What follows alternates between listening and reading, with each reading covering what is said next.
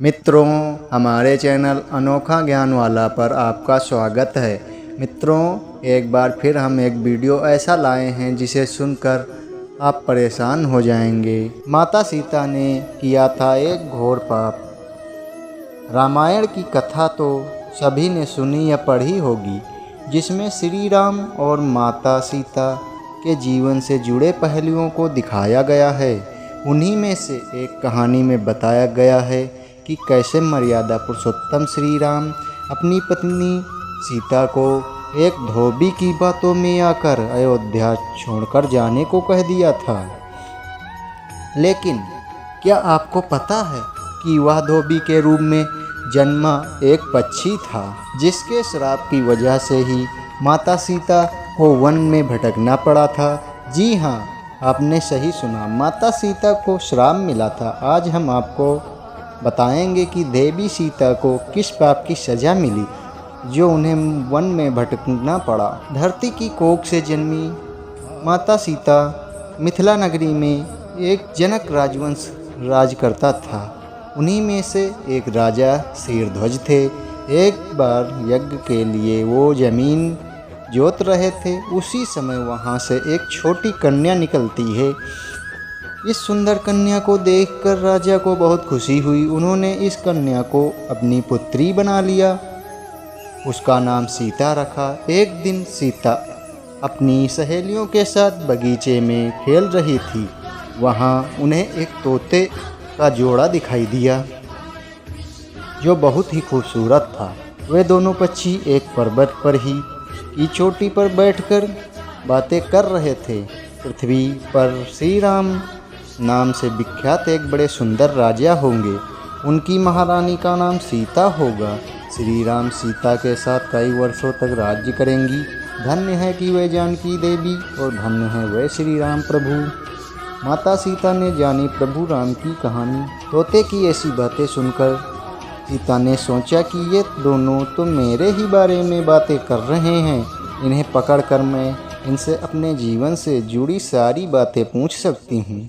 इसलिए उन्होंने अपनी सहेलियों से उन दोनों पक्षियों को पकड़कर लाने को कहा। उनकी सहेलियां उस पर्वत पर गई और दोनों पक्षियों को पकड़ ले आई। माता सीता उन पक्षियों से कहती हैं कि तुम दोनों बहुत सुंदर हो। देखो, डरो नहीं, मैं तुम्हें कोई नुकसान नहीं पहुंचाऊंगी। तुम बस मुझे ये बताओ कि तुम कौन हो और कहाँ से आए हो। राम कौन है और सीता कौन है? तुम्हें अनेक बारे में कैसे पता है?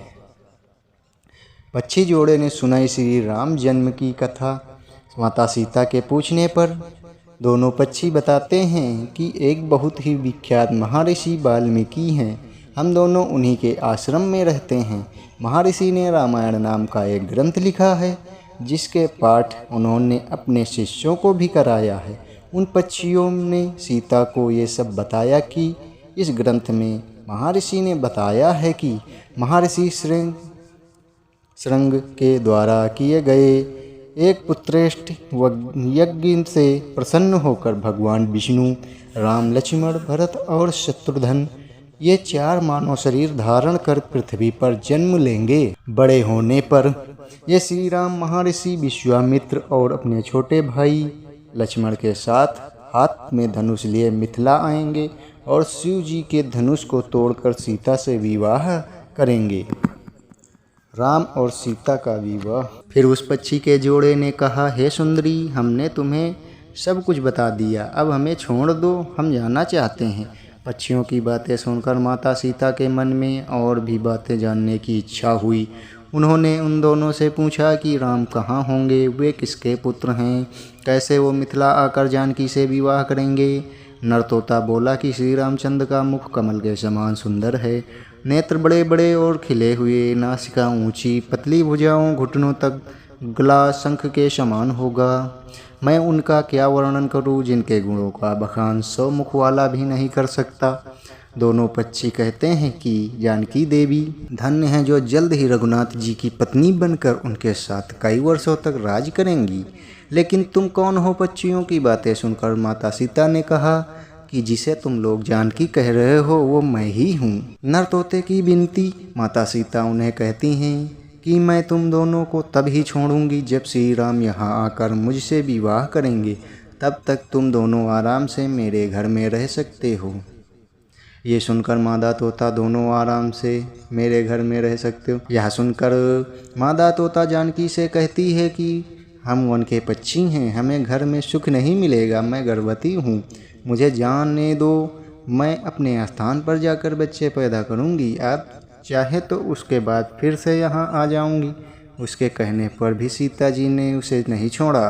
तब उसके पति यानी नर तोते ने कहा, सीता मेरी पत्नी को छोड़ दो, वो गर्भवती है, जब ये बच्चों को जन्म दे देगी तब उसे फिर लेकर मैं तुम्हारे पास आ जाऊंगा।